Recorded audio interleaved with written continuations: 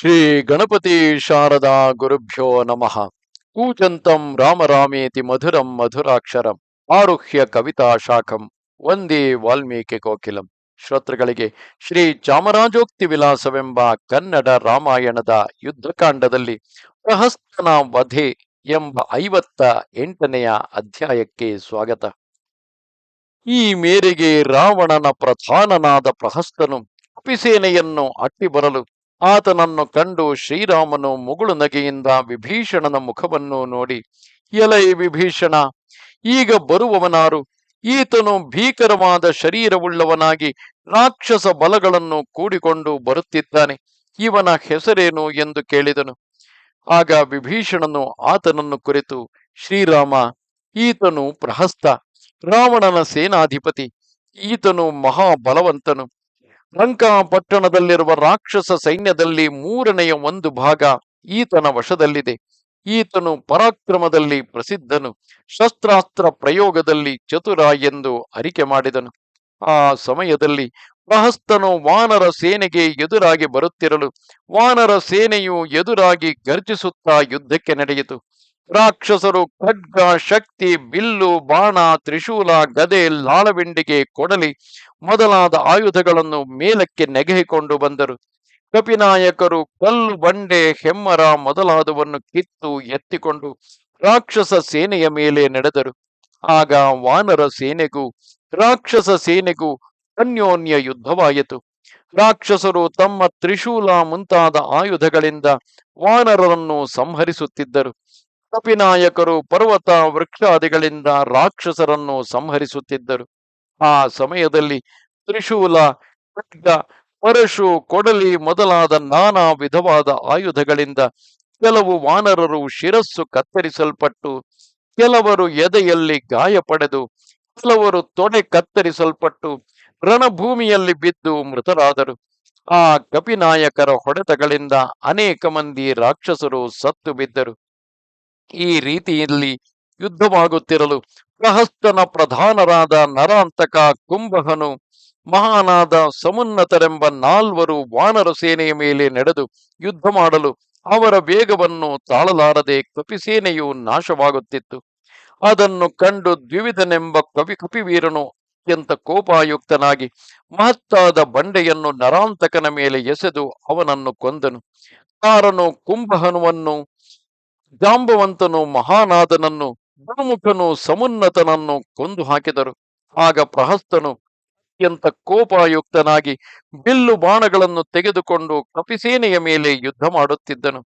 ಆಗ ರಣಭೂಮಿಯು ಒಬ್ಬರ ಪೆಟ್ಟಿನಿಂದೊಬ್ಬರು ಗಾಯ ಪಡೆದು ಹತರಾದ ವೀರರೆಂಬ ತಟಗಳಿಂದಲೂ, ರಕ್ತವೆಂಬ ನೀರಿನಿಂದಲೂ, ಕೃತ್ತು ಪ್ಲೀಹಗಳೆಂಬ ಕೆಸರಿನಿಂದಲೂ, ಕರುಳೆಂಬ ಪಾಚಿಯಿಂದಲೂ, ತಲೆಗಳೆಂಬ ಮೀನುಗಳಿಂದಲೂ, ಹದ್ದುಗಳೆಂಬ ಜಲಚರ ಪಕ್ಷಿಗಳಿಂದಲೂ, ಮೇಧಸ್ಸೆಂಬ ನೊರೆಯಿಂದಲೂ, ಆರ್ತ ಧ್ವನಿ ಎಂಬ ಶಬ್ದದಿಂದಲೂ ಯಮಲೋಕವೆಂಬ ಸಮುದ್ರಕ್ಕೆ ಹೋಗಿ ಸೇರುವ ಮಹಾನದಿಯಂತೆ ಕಾಣುತ್ತಿತ್ತು.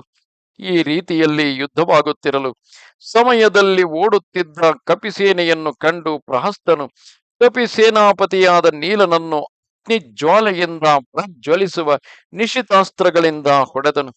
ಆಗ ಆ ವಾನರ ಶಾರ್ದೂಲನು ಒಂದು ವೃಕ್ಷದಿಂದ ಪ್ರಹಸ್ತನನ್ನು ಬಡಿದನು. ಪುನಃ ಪ್ರಹಸ್ತನು ಕಪಿಸೇನಾಪತಿಯಾದ ನೀಲನ ಮೇಲೆ ಬಾಣಗಳ ಮಳೆಗರೆಯುತ್ತಿದ್ದನು. ನೀಲನು ವೃಷಭವು ಶರತ್ಕಾಲದ ಮಳೆಹನಿಗಳನ್ನು ಕಣ್ಣು ಮುಚ್ಚಿಕೊಂಡು ಸಗಿಸುವಂತೆ ಪ್ರಹಸ್ತನು ಕರೆದ ಸರಳ ಮಳೆಯನ್ನು ಸಗಿಸಿಕೊಂಡು ಅತ್ಯಂತ ಕೋಪಾಯುಕ್ತನಾಗಿ ಮಹತ್ತಾದ ಒಂದು ಸಜ್ಜರಸ ಮರವನ್ನು ಕಿತ್ತು ತಿರುಗಿಸುತ್ತಾ ಪ್ರಹಸ್ತನ ರಥಕ್ಕೆ ಕಟ್ಟಿದ ವಾಯುವೇಗವುಳ್ಳ ಕುದುರೆಗಳನ್ನು ಸಂಹರಿಸಿ ಪ್ರಹಸ್ತನ ಮೇಲೆರಗಿ ಆತನ ಕೈಯಲ್ಲಿದ್ದ ಬಿಲ್ಲನ್ನು ಸೆಳೆದು ಮುರಿದು ಹಾಕಿದನು. ರಾಕ್ಷಸ ಸೇನಾಪತಿಯಾದ ಪ್ರಹಸ್ತನು ಬಿಲ್ಲು ಬಾಣಗಳು ಹೋಗಲು ಅತಿ ಭಯಂಕರವಾದ ಮುಸಲವನ್ನು ತೆಗೆದುಕೊಂಡು ನೀಲನನ್ನು ಹೊಡೆಯಲು, ನೀಲನು ಮತ್ತೊಂದು ಮರವನ್ನು ಎಸೆಯಲು ಆತನ ಮುಸಲಾಯುಧವು ತುಂಡು ತುಂಡಾಗಿ ಬಿದ್ದಿತು. ಆಮೇಲೆ ಪ್ರಹಸ್ತನು ನೀಲನು ಅನ್ಯೋನ್ಯ ಮುಷ್ಟಿಯುದ್ಧವನ್ನು ಮಾಡುತ್ತಾ ಒಬ್ಬರನ್ನೊಬ್ಬರು ಜಯಿಸಬೇಕೆಂಬ ಬುದ್ಧಿಯಿಂದ ಶಾರ್ದೂಲ ಸಿಂಹಗಳಂತೆ ಒಬ್ಬರಿಗೊಬ್ಬರು ಹಿಮ್ಮೆಟ್ಟದೆ ಮಹತ್ತಾದ ಯುದ್ಧವನ್ನು ಮಾಡುತ್ತಿದ್ದರು. ಆ ಸಮಯದಲ್ಲಿ ಪ್ರಹಸ್ತನು ಮತ್ತೊಂದು ಮುಸಲಾಯುಧವನ್ನು ತೆಗೆದುಕೊಂಡು ನೀಲನ ಹಣೆಯ ಮೇಲೆ ತಿವಿಯಲು ಆ ಮುಸಲಾಯುಧದಿಂದ ಹಣೆಯಲ್ಲಿ ಗಾಯಗೊಂಡು ನೀಲನು ಅತ್ಯಂತ ಕೋಪದಿಂದ ಮತ್ತೊಂದು ಮರವನ್ನು ಕಿತ್ತು ಪ್ರಹಸ್ತನನ್ನು ಹೊಡೆದನು. ಪ್ರಹಸ್ತನು ಆ ಮರದ ಪೆಟ್ಟನ್ನು ಲೆಕ್ಕಿಸದೆ ಆ ಮುಸಲಾಯುಧವನ್ನು ತೆಗೆದುಕೊಂಡು ನೀಲನನ್ನು ಅಟ್ಟಿ ಬರುತ್ತಿರಲು ಮಹಾಬಲವಂತನಾದ ಕಪಿಸೇನಾಪತಿಯಾದ ನೀಲನು ಅತಿ ವೇಗದಿಂದ ಮಹತ್ತಾದ ಒಂದು ಕಲ್ಲರೆಯನ್ನು ಕಿತ್ತು ತಿರುಗಿಸಿ ಪ್ರಹಸ್ತನ ಮೇಲೆ ಹಾಕಿದನು. ಆ ಕಲ್ಲರೆಯ ಪೆಟ್ಟಿನಿಂದ ಪ್ರಹಸ್ತನು ಭೂಮಿಯ ಮೇಲೆ ಬಿದ್ದು ಯಮಮಂದಿರವನ್ನು ಸೇರಿದನು. ಆ ಸಮಯದಲ್ಲಿ ಆತನ ಶರೀರದಿಂದ ರಕ್ತ ಪ್ರವಾಹವು ಪರ್ವತದಿಂದ ನದಿಯು ಹರಿಯುವಂತೆ ಹರಿಯುತ್ತಿತ್ತು. ಈ ಮೇರೆಗೆ ಕಪಿಸೇನಾಪತಿಯಾದ ನೀಲನಿಂದ ಬಿದ್ದ ರಾಕ್ಷಸ ಸೇನಾಪತಿಯಾದ ಪ್ರಹಸ್ತನನ್ನು ಕಂಡು ರಾಕ್ಷಸ ಬಲವು ಭೀತಿಯಿಂದ ಕಪಿಸೇನೆಗೆ ಎದುರಾಗಿ ನಿಲ್ಲಲಾರದೆ ಸಮುದ್ರೋದಕದಂತೆ ನಾನಾ ಮುಖವಾಗಿ ಲಂಕಾ ಪಟ್ಟಣಕ್ಕೆ ಓಡಿ ಹೋಯಿತು. ಆ ಸೈನ್ಯವು ಲಂಕಾ ಪಟ್ಟಣಕ್ಕೆ ಹೋಗಿ ಶೋಕವೆಂಬ ಸಮುದ್ರದಲ್ಲಿ ಮುಳುಗಿ ಲಜ್ಜೆಯಿಂದ ನುಡಿಯುವುದಕ್ಕೆ ಶಕ್ತಿಯಿಲ್ಲದೆ ರಾವಣನ ಸಮ್ಮುಖದಲ್ಲಿ ಮೌನವಾಗಿತ್ತು. ಇತ್ತ ಜಯಶೀಲನಾದ ನೀಲನು ಅತ್ಯಂತ ಹರ್ಷಾಯುಕ್ತನಾಗಿ ಶ್ರೀರಾಮನ ಸಮೀಪಕ್ಕೆ ಹೋಗಿ ಕೈಮುಗಿದು ರಾಮ ಲಕ್ಷ್ಮಣರಿಂದ ಸ್ತುತಿಸಲ್ಪಟ್ಟು ಸಮಸ್ತ ಕಪಿನಾಯಕರು ಜಯ ಜಯ ಎಂದು ಕೊಂಡಾಡುತ್ತಿರಲು ಅಸುರರನ್ನು ಗೆದ್ದ ದೇವೇಂದ್ರನು ದೇವಸಭಾ ಮಧ್ಯದಲ್ಲಿ ಸುಖವಾಗಿರುವಂತೆ ಆ ಕಪಿಸೇನಾ ಮಧ್ಯದಲ್ಲಿದ್ದನು.